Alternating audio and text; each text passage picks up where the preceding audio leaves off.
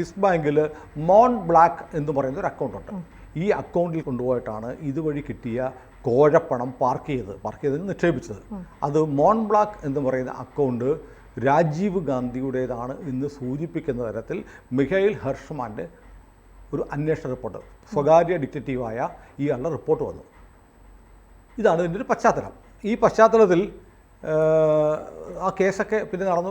പിന്നെ കേസിൻ്റെ ഹിസ്റ്ററി ഞാൻ പിന്നാലെ പറയാം. ഏതായാലും കേസൊന്നും ആയില്ല. കേസ് അവസാനം വന്നിട്ട് ഊരിപ്പോയെന്ന് മാത്രമല്ല, ഈ മിഖൈൽ ഹെർഷ്മാൻ്റെ ഈ വിവരം വന്നപ്പോഴത്തേക്ക് ഉടനെ എന്തെന്നറിയാമോ, ഈ സ്വീഡിഷ് റേഡിയോ ഈ വെളിപ്പെടുത്തലൊക്കെ നടത്തിയ ഉടനെ നമ്മുടെ ഇന്ത്യയുടെ വിദേശകാര്യമന്ത്രിയായിരുന്ന കോൺഗ്രസ്സുകാരനായ രാജീവ് ഗാന്ധിയുടെ മന്ത്രിസഭയിലെ മന്ത്രിയായിരുന്ന മാധവ് സിംഗ് സോളങ്കി സ്വീഡനിലെ വിദേശകാര്യമന്ത്രി കത്തയച്ചു ഇതുമായി ബന്ധപ്പെട്ട ഒരു രേഖയും പുറത്തുവിടരുത്.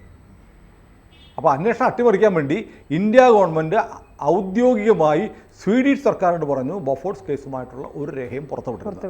അങ്ങനെ വല്ലാതെ ദുരൂഹത ഉണ്ടായിരിക്കുന്ന ഈ സമയത്ത് കേസിൽ കുറ്റാരോപിതനായി CBI അന്വേഷണം വന്നു. CBI 90 CBI FIR ഇട്ടു. 2000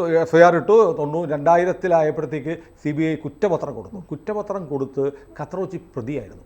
പക്ഷേ ഖത്രോച്ചി പ്രതിയായെങ്കിലും എന്ത് പറ്റിയെന്നറിയോ, ഖത്രോച്ചിയെ ഇന്ത്യയിൽ നിന്ന് മലേഷ്യയിലേക്ക് പോകാൻ ഗവൺമെൻറ് സമ്മതിച്ചു.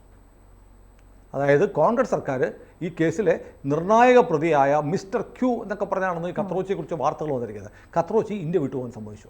അങ്ങനെ മലേഷ്യയിലേക്ക് പോയ ആൾ പിന്നെ തിരിച്ചു വന്നിട്ടില്ല. അതോടെ ഈ കേസ് അന്വേഷിക്കാനുള്ള എല്ലാ സാധ്യതകളും അവസാനിച്ചു. ഇപ്പോൾ സംഭവിച്ചിരിക്കുന്ന ഒരു കാര്യം എന്ന് പറഞ്ഞാൽ, അതാണല്ലോ നമ്മളിപ്പോഴത്തെ ചർച്ചാ വിഷയം. ഇതാണ് ഈ കേസിൻ്റെ കഥ. കേസിൻ്റെ ഇപ്പോഴത്തെ അവസ്ഥ എന്ന് പറഞ്ഞാൽ, മിഖൈൽ ഹെർഷ്മാൻ ഈ അടുത്തിടെയാണ് അവകാശപ്പെട്ടത്, ഞാൻ ഇങ്ങനെ കണ്ടെത്തലുകൾ നടത്തി മോൺ ബ്ലാക്ക് എന്ന് പറയുന്ന അക്കൗണ്ടിലേക്ക് ഈ പണം കൊണ്ട് പാർക്ക് ചെയ്തു. അതറിഞ്ഞപ്പോൾ ഇന്ത്യയിൽ രാജീവ് ഗാന്ധി ക്ഷുഭിതനായി.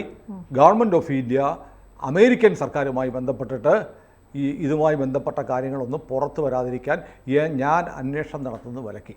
പ്രൈവറ്റ് ഡിറ്റക്റ്റീവായിരുന്ന ഹെർഷ്മാൻ്റെ അന്വേഷണം നടത്തുന്നതും വിലക്കി എന്ന് പരസ്യമായി ഒരു സ്റ്റേറ്റ്മെൻറ്റ് നടത്തിയിരുന്നു. അപ്പോൾ ഇതിനിടയ്ക്ക് ഈ കേസ് വന്നിട്ട് എന്ത് ചെയ്തു, കേസ് ഇങ്ങനെ വന്നു. കേസിൽ 2004 എത്തിയപ്പോഴത്തേക്ക് കോടതി CBI, അന്ന് കോൺഗ്രസിൻ്റെ CBI ആണ്, CBI തന്നെ രാജീവ് ഗാന്ധി കേസിൽ പ്രതിയല്ല എന്നൊക്കെ പറഞ്ഞിട്ട് രാജീവ് ഗാന്ധി ആദ്യം ഒഴിവാക്കി. പിന്നെ 2005 ആയപ്പോഴത്തേക്ക് CBI എടുത്ത കേസ് ഹൈക്കോടതി റദ്ദാക്കി.